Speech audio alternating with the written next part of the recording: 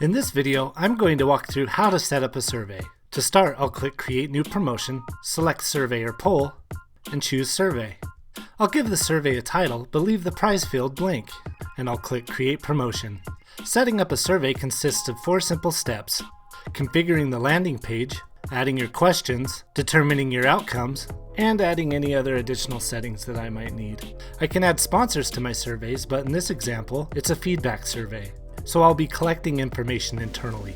I'll add my survey header by clicking the upload icon, choosing my file, and adding it to my landing page. I can adjust the theme color to match my header. Before a participant can take the survey, I can require information that I'd like to collect from them. By default, first name, last name, and email are checked, but I can add birthday, gender, and so forth. I can also add an email list opt-in by connecting a CRM or newsletter platform through Aptivada's many integrations. I'll click Show Opt-in List, Add Opt-in List, fill out my information, and choose if I want to make it required or not. And that's pretty much it for the landing page. Next, I'll jump into the questions. In the Questions tab, I can add as many questions as I'd like to the survey. I can also add sections. If this is a longer survey, sections can help with breaking up the questions. You can also add conditions to answers that will send participants to various sections of the survey. We'll get into that a little bit later. First, I'll add my question. To add my question, I just click the edit pen and type it in. I can add an optional description if I need to expound on my question. Next, I'll add my answers. This is a simple multiple choice question, but I have several options when it comes to types of questions I'd like to ask. I have several multiple choice options, as well as a number input, rater, date chooser, paragraph text, and a sponsor slide. My next question will be, what is your favorite product of ours? And I'll type in my answers. From this point, I can add a condition to have the participant expound upon why they chose a certain answer. To do this, I'll add one more question, and I'll select paragraph text. I can be specific in the question by asking, why did you choose sweepstakes? In order for this question to appear after the participant selected sweepstakes, then I need to utilize a tool under the advanced settings called conditionals. I'll click Add Conditional, choose my question, keeping in mind that in order for this condition to be triggered, I have to select from previous questions. So I'll select question 2, what is your favorite product of ours? And I'll select the answer, sweepstakes. I'm not limited to adding one condition. I can base the outcome off of multiple answers. Keeping in mind, the more conditions I use, the more complex it can get. So the simpler the better. To recap, when the participant answers sweepstakes under what is your favorite product of ours, then they'll be brought to the next question, why did you choose sweepstakes? If they answer anything else, they won't see this question. Now let's tie an answer condition to a section. I'll add my question in section 1, and I'll title it, would you like to tell us more about your experience with Gallery? And I'll simply ask yes or no. Now I'll add my Gallery section by clicking the plus sign under the section's header. I can click Edit Section, give it a title, and add a condition to get the participant to enter this section.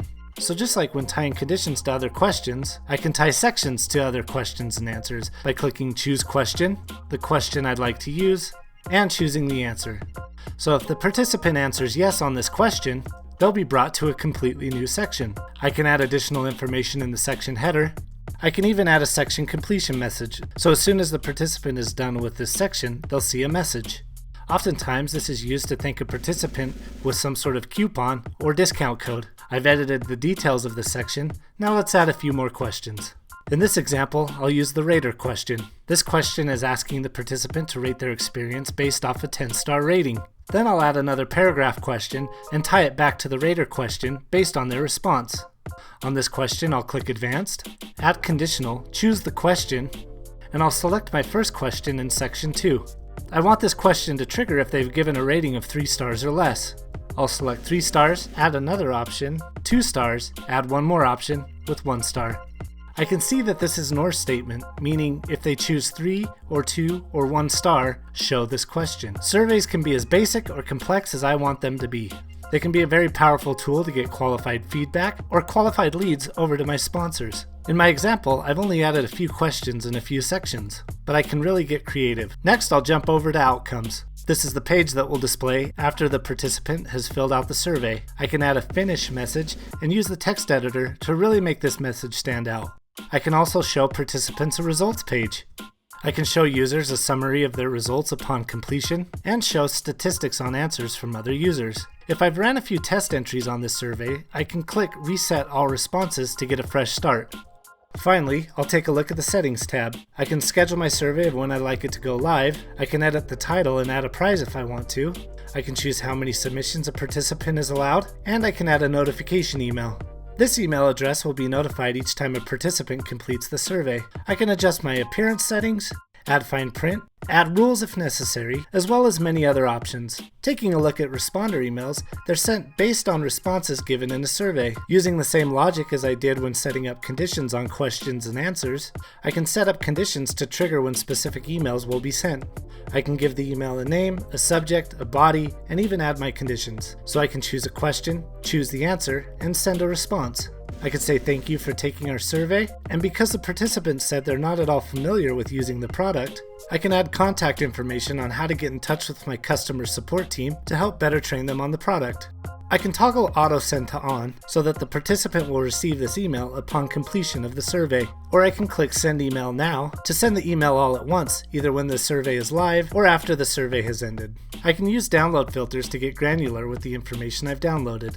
This can come in handy with lead generation. For instance, if I want to download a list of participants who made $60,000 to $100,000 a year and are interested in refinancing their home, I can do that here as long as I've asked those questions in the survey.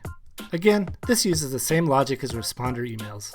Real quick, I'll take a look at our publishing options. This is where I can upload my promo grid image. I can also upload my Facebook image here. This is important because participants will have the opportunity to share the survey with their friends and family, so I'll want to spend some time here to make sure I get the message across.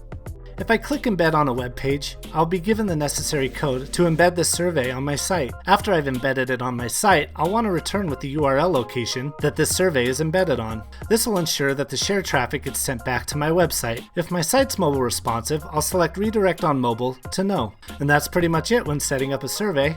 Again, I can get as creative or basic with surveys as I'd like. If I have any questions along the way, I can reach out to Aptivada's helpful customer support team. Now it's your turn to create a survey.